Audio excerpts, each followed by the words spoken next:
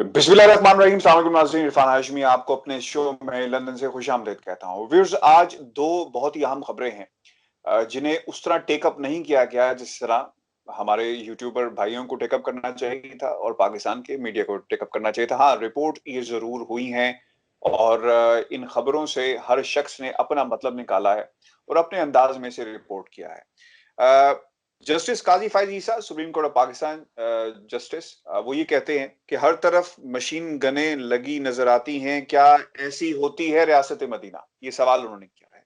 और फिर उन्होंने ये भी कहा कि खैबर पख्तूनख्वा में बल्दियाती इंतखाबात का क्या बना और इस पर अमल दरामद क्यों नहीं किया गया। व्यूअर्स, ये इसलिए जरूरी है इस पर बात करना क्योंकि रियासत मदीना का जो स्टेटमेंट और जिस तरह जो हम सुनते हैं वो वज़ीर आज़म पाकिस्तान इमरान खान की तरफ से ये बयान और इस पर अमल दरामद कैसे होगा, एक विजन रखा गया पूरी कौम के सामने। तो ये विजन कहाँ से आया, इस पर इसका बैकग्राउंड बताना आपको जरूरी था। और दूसरी बात जो कही गई, इस जो दूसरा इम्पोर्टेंट जो केस है वो है नवाज शरीफ की तकरीर नशर करने पर पाबंदी के खिलाफ दरखास्त समाअत के लिए मंजूर की गई है और इसे इस्लामाबाद हाई कोर्ट में लगाया गया है समाअत के लिए और इसकी समाअत होगी। अतर मनीला साहब जो हैं chief justice Islamabad high court, वो करेंगे। इस पर भी हम तफसील से बात करेंगे। हमें खुसूसी तौर पर अजहर सदीक साहब ने, senior advocate supreme court of Pakistan हैं, उन्होंने ज्वाइन किया है।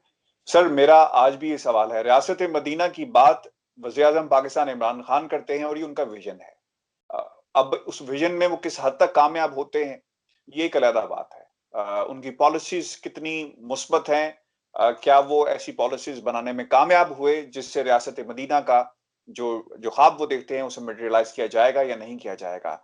लेकिन जब एक सिटिंग जज की तरफ से इस किस्म के रिमार्क्स दिए जाते हैं कि हर तरफ मशीन गनें नजर आती हैं, क्या ऐसी होती है रियासत मदीना, तो आपको सियासत ज्यादा नजर आएगी और इसमें जो जजमेंट है, जो रिमार्क्स हैं बतौर एक जज, वो हमें नजर नहीं आते। और हमें याद रखना होगा जस्टिस काजी फायज ईसा की अहलिया का मुकदमा जो केस है वो पूरी कौम के सामने है। मुझे ये सिर्फ बता दें सर, आपको इतने बरस हो गए अदालतों में, क्या किसी जज का इस तरह से बात करना क्या दुरुस्त है? सियासी जज हमें ये ज्यादा लगे। और एक बात, इनके अपने बयानात मौजूद हैं, तकरीरें मौजूद हैं जिसमें उन्होंने कहा कि जजेस स्पीक्स थ्रू देयर जजमेंट।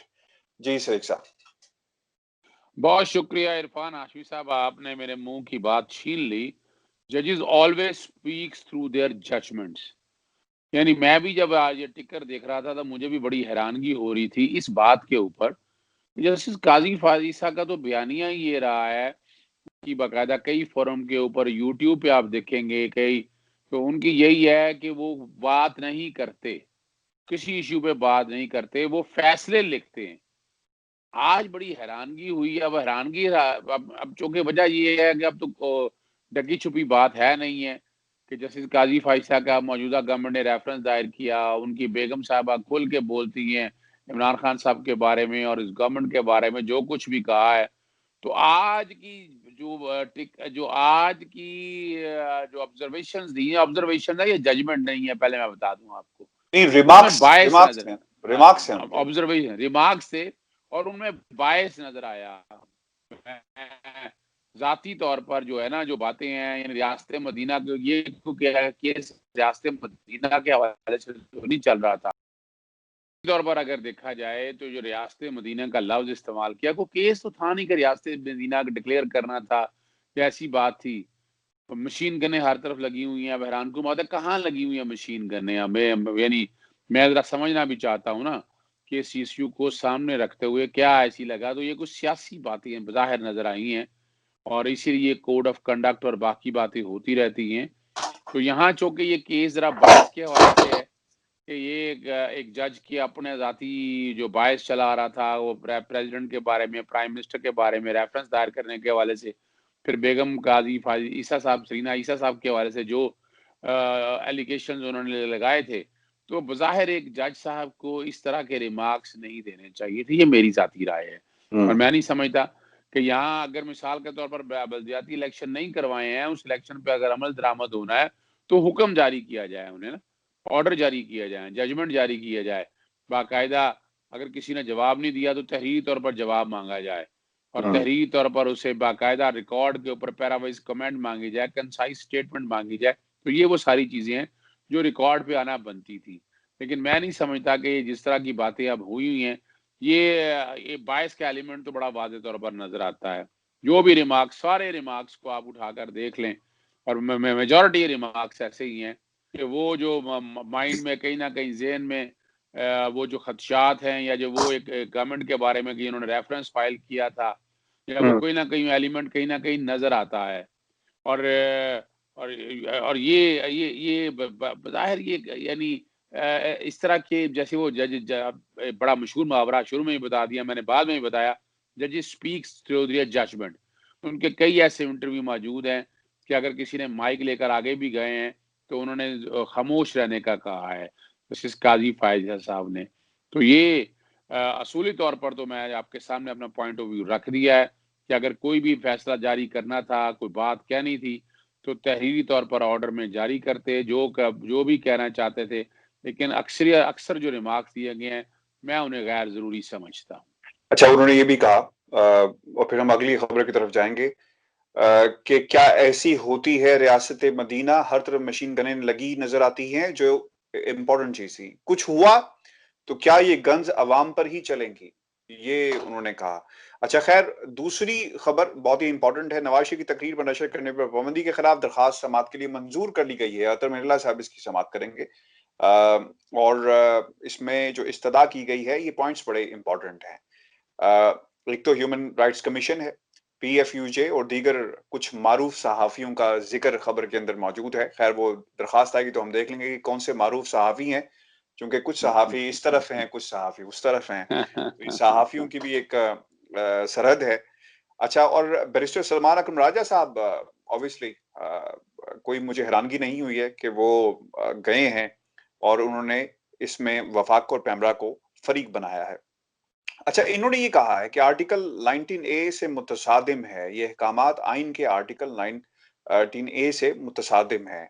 और वो ये भी कहते हैं कि आज़ादी इजहार राय और मालूमात की फराहमी का हक फराहम करता है। इस आर्टिकल का उन्होंने जिक्र किया। उन्होंने ये भी कहा कि वो शहरियों को फराहम की जाने वाली मालूमात के स्कोप का तयन करें। अदालत ये तयन करे कि एक इश्तिहारी और मफरूर शख्स का बयान मालूमात के जुमरे में आता है और क्या रियासत का कोई इदारा या एजेंसी मालूमात की फराहमी में रुकावट डाल सकता है।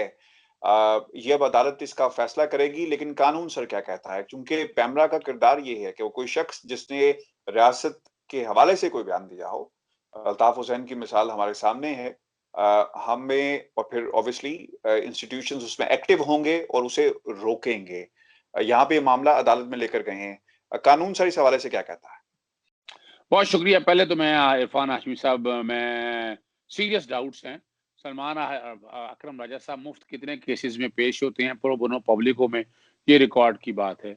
नहीं किसने होते। फीस दी है, बात देखिए ना, किसने फीस दी और बिहाइंड द पिक्चर कौन लोग हैं, बेनिफिशियरी कौन है, वो तो हम आपको समझ आ जानी चाहिए। ये वही लोग हैं जो एक तरह से सो कॉल्ड लिबरल और सो कॉल्ड जो एक अपने आप को समझते हैं कि हम ही हैं, जो हम ही लेकर चलेंगे, हम ही सारा कुछ हैं, हम ही इस वतन के खैर खा हैं। ये वो लोग हैं और वो वही लोग ही हैं इस बात को सामने लेकर जो आगे चल रहे हैं। मैं आगे चलने से कबल आपके सामने मैं पहले भी पढ़ चुका हूं, लेकिन अभी भी पढ़ना बड़ा जरूरी है। आर्टिकल 19, ये आर्टिकल 19 और 19A को कंफ्यूज कर रहे हैं। आर्टिकल 19 आपके सामने पढ़ूंगा, freedom of speech etcetera. Every citizen shall have the right of freedom of speech and expression. Nawaz Sharif साहब को बिल्कुल फ्रीडम ऑफ स्पीच और एक्सप्रेशन है।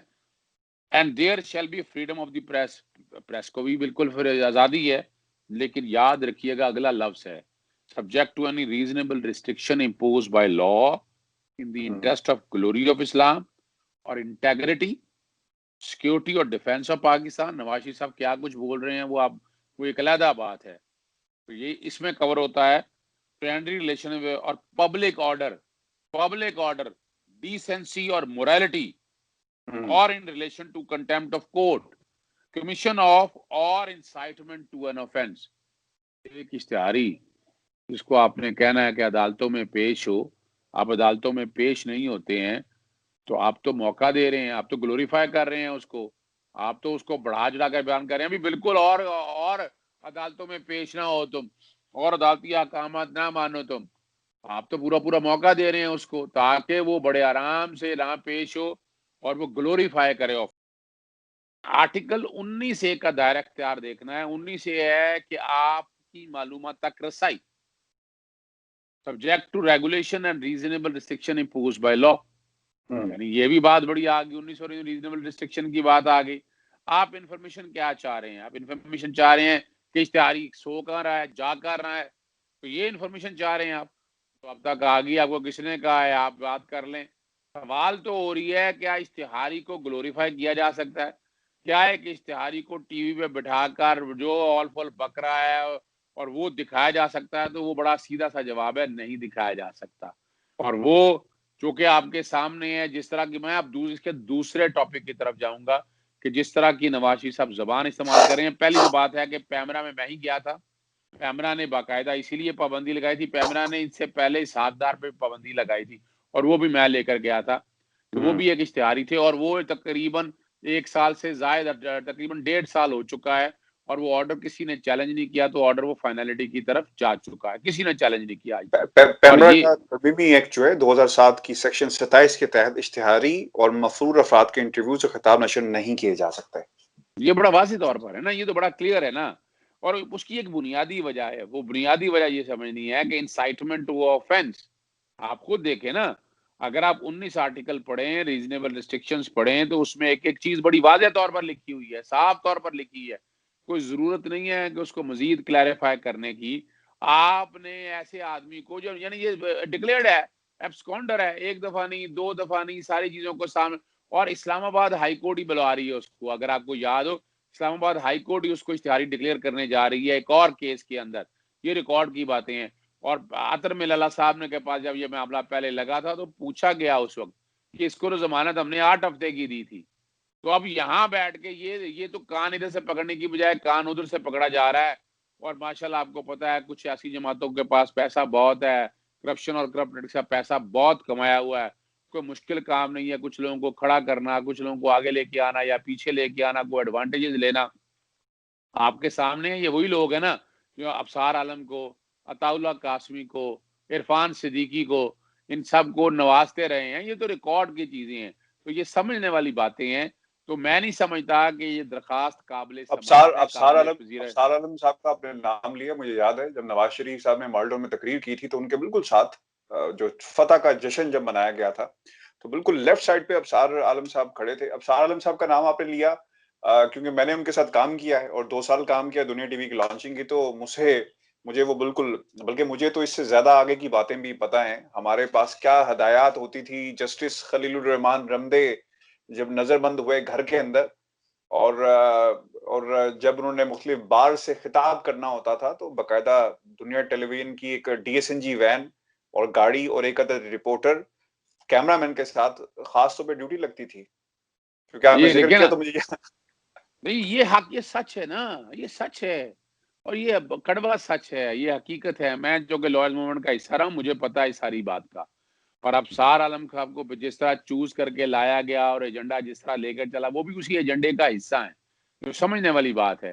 तो ये कहीं ना कहीं इस सारे मामले में आप देखेंगे, ये सारी जो पिटीशन दायर हुई है ना, उनमें हो सकता है कहीं अबसार आलम का नाम भी ना हो। ये आपको पहले बता रहा हूँ, जो नामवर सहाफियों का नाम लिए जा रहा है ना, वो नामवर सहाफियों में आप समझ सकते हैं हामिद मीर साहब होंगे, यानी ये पता है वो कहीं ना कहीं मतीउल्लाह सिद्दीकी, मतीउल्लाह जान होंगे, कोई कयूम सिद्दीकी होगा, या इस तरह के, या वो खास नाम जो बाहर बैठे हैं वो तो पाकिस्तान नहीं आए होंगे, गुल बुखारी साहबा होंगी, नजम सेठी साहब होंगे, हुसैन हकानी साहब होंगे। नहीं, इस तरह के ये नाम आपको समझ आ जाने चाहिए कि जिनका अपना एक मकसद कुछ और है, कहने की बात है।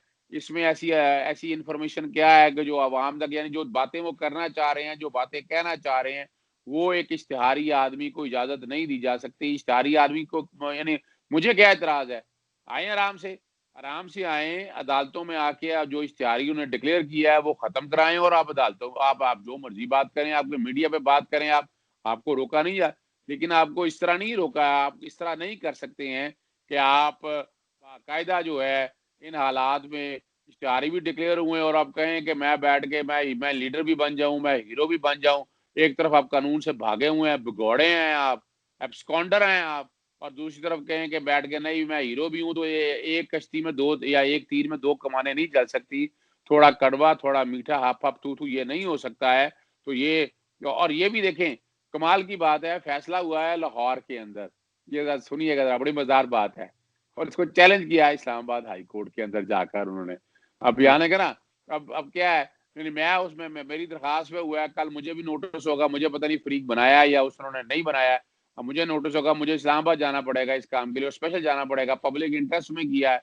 तो ये भी है कि ना, ये भी बड़ा सोची समझी प्लान के साथ किया है, ताकि बर्डन आए, बोझ आए, पैसे, यानी मुझे तो किसी से पैसे नहीं, और हराम है, लानत है कि इस तरह के कोई पैसे वैसे किसी से लिए जाएं और ये काम सारा किया जाए। तो हम तो पब्लिक इंटरेस्ट में, मफाद आमा के अपना कौमी खिदमत को समझकर इस मामले को लेकर चलते हैं, एक इबादत की तरह लेकर चलते हैं कि असल हकायक और सच सारा कौम के सामने आना चाहिए। आपने तो ये आपने आपने ये जो ज़िक्र किया ना, क्योंकि मैं आपकी इसी बात से इसको समेटूँगा भी। एक फ़िल्म है, वो आपने भी देखनी है और मैं व्यूअर्स को भी कहूँगा, डार्क वाटर्स 2019 के अंदर ये फ़िल्म आई थी।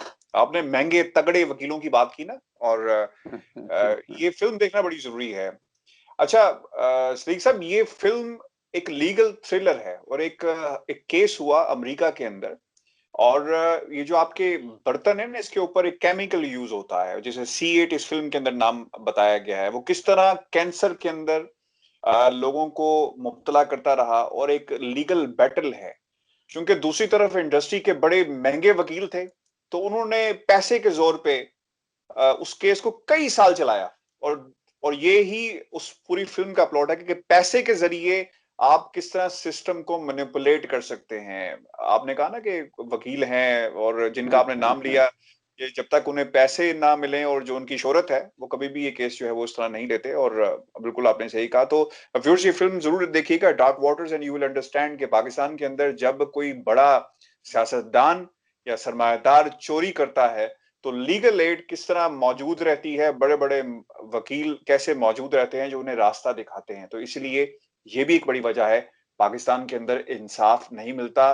केसेस का जो मंतकी अंजाम जो है वो हमें नजर नहीं आता। व्यूअर्स, ये हमारा आज का शो था। अपने कमेंट्स हमें जरूर भेजिएगा। मुझे और सदीक साहब को इजाजत दीजिए। अल्लाह ने के बाद।